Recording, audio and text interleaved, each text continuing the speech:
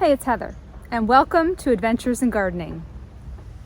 So today's the day that I'm going to dig up all my dahlia tubers, and I'm going to bring you along with me, and I'm going to show you the pictures of the flowers of each one of them as we go along and tell you why I love them and why I go through all of the effort every single year because I am in Connecticut Zone 6, so I have to dig them. Why I make the effort to dig them, store them, and repeat, okay? Because they are they're pretty high maintenance, you know, but that's okay. They're well worth it, and I have quite a collection, and I actually downsized the clumps this year, so this process should be a little bit easier. Now you're going to hear different people say different things about how they do this, and I'm going to tell you what works for me here where I live in Connecticut. If I didn't dig them up, they would turn to mush. They would just completely be dissolved by the next year. Every fall, I wait until they've had a hard freeze and they turn black. That is when I know it is time to cut them back. And then I leave them in the ground for 2 weeks. All right, so that process sends a message to the tuber that, hey, season's over, it's time to kind of toughen up. Their skin is going to toughen up a little bit and get ready for storage. There's also a process that the plant goes through where the eyes are going to develop and make it easier to divide them in the spring, because that's when I do them. I don't divide mine in the fall, some people do. I do it in the spring. So I have a system where when the dollar store was still $1, I went and got all of these containers, and hopefully this is enough containers, and I will bring them inside and lug them down a flight of stairs. Yes, I love them that much. We're gonna do this, so let's get started. So I have two beds that are about 20 feet long each. They're not very wide, probably about 1.5 feet wide. They are dedicated dahlia beds. That's all I grow in them, and there are 31 clumps that I have to dig. And truth be told, I don't ever count them, and I just did, and that's quite a few. So, all right, let's do it. And one more thing, when I get them all to the back porch on their way inside, I'm going to talk about storage and things that I do, and just some tips that I have for storing.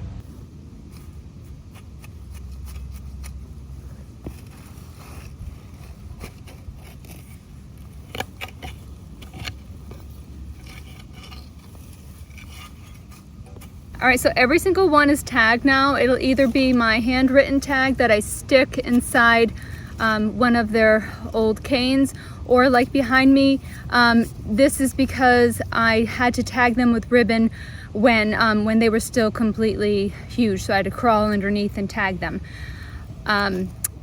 So this first one is Polka. Polka is it. This is the end of year 2 for it. You can see it's a great looking tuber. I have not had the opportunity to divide it quite yet.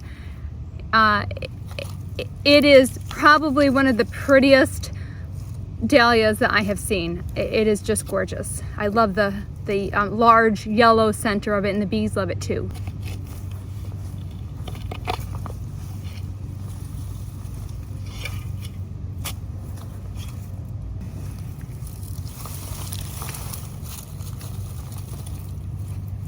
This one is called Aloe Candy. It did not get divided this past spring, so it's a decent sized clump.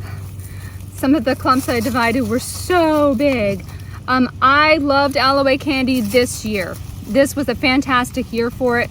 We had constant, beautiful pink blooms from Aloe Candy pretty much the entire season, and tons of them, and they made great cut flowers. This one is called Bracken Sarah. I love this one. It has that, I don't know, that porcupine shape to it. I got this one at the Connecticut Flower Show, I don't know, quite a few years ago, 2014 maybe, as the crow flies. Dahlias. Since then, her daughters own it, and it's called Dahlia Daughters, and they're in Litchfield, Connecticut. I don't know if they still sell tubers anymore, but this is a stunner. Hard to use in a vase though, I have to be honest, but it is a stunner. All right, so this is Spartacus, and I dream of the day when Spartacus is going to be dividable. This is an amazing red, deep dark red. So these are great looking tubers, right? Obviously a slow grower, but that's okay, we got time. Great in a vase too, love the vase life.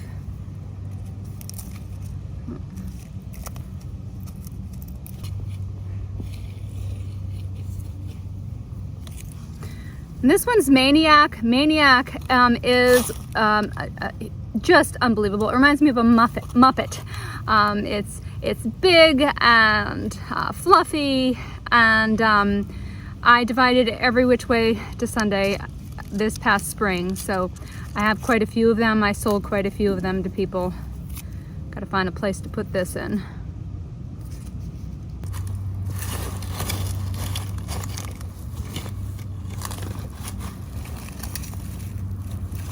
So this one is called Hi Darcy, H-Y Darcy.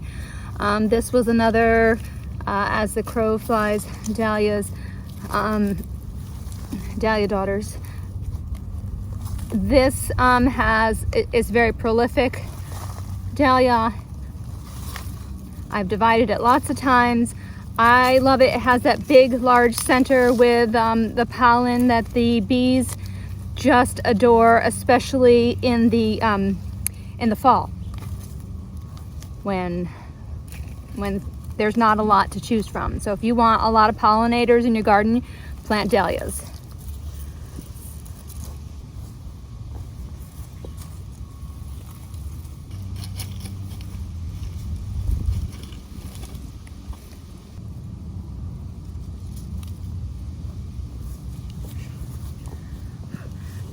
So sometimes in storage, tags get lost, and I will simply mark them with a question mark until I figure out who they are.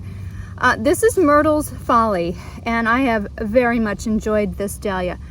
However, it is taking forever. You can see this one obviously has some issues too. So I am going to be cutting that piece out. So yeah, I'm going to once again be kind of nursing this little guy here, but it was very enjoyable. I enjoyed this dahlia very much. It's fun.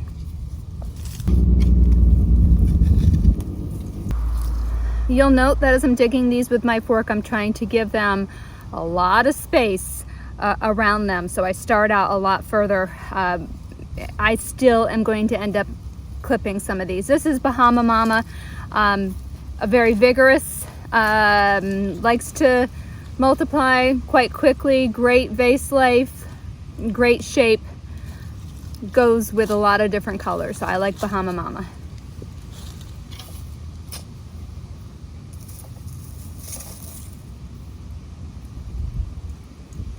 This clump is AC Rosebud, probably the tallest dahlia that I own.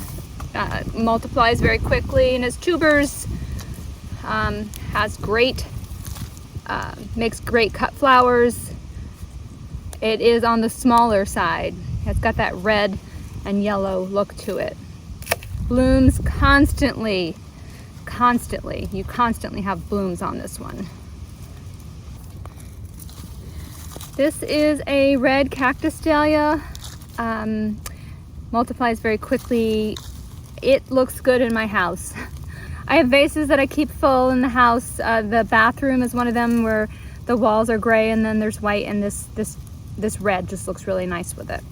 So, and I have blooms all the time with this one.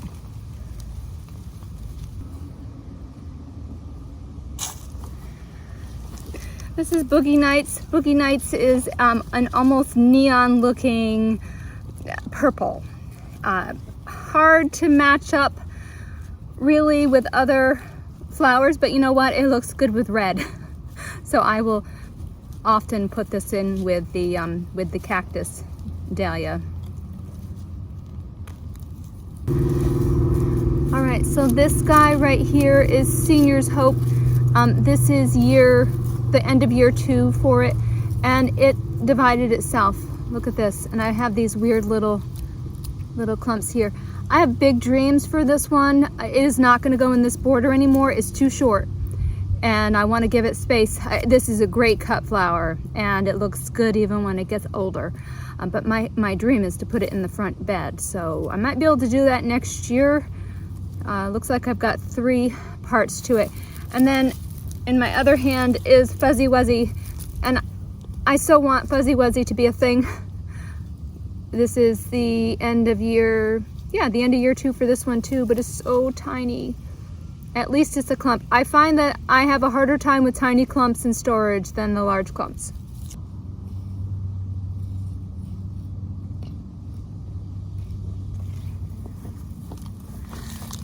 This big one is Jitterbug. Jitterbug is the earliest blooming dahlia that I have, the most consistent. It reminds me a lot of AC Rosebud, except it's pink. It tends to be on the shorter side. Great cut flower. I did make some boo-boos here. Look, I cut this. So when this happens, I've got to make sure I dry this out and let this kind of heal over before it goes into storage. This is Peanut Brittle and easily divided. It reminds me a lot of Bahama Mama, but with the peach tones or that, you know, that rust tone to it. Great cut flower again. And anything that if I didn't say it was short, they're all pretty tall. They all get to that 4-5 foot. The DK Roseland gets to about 6 feet, and good years.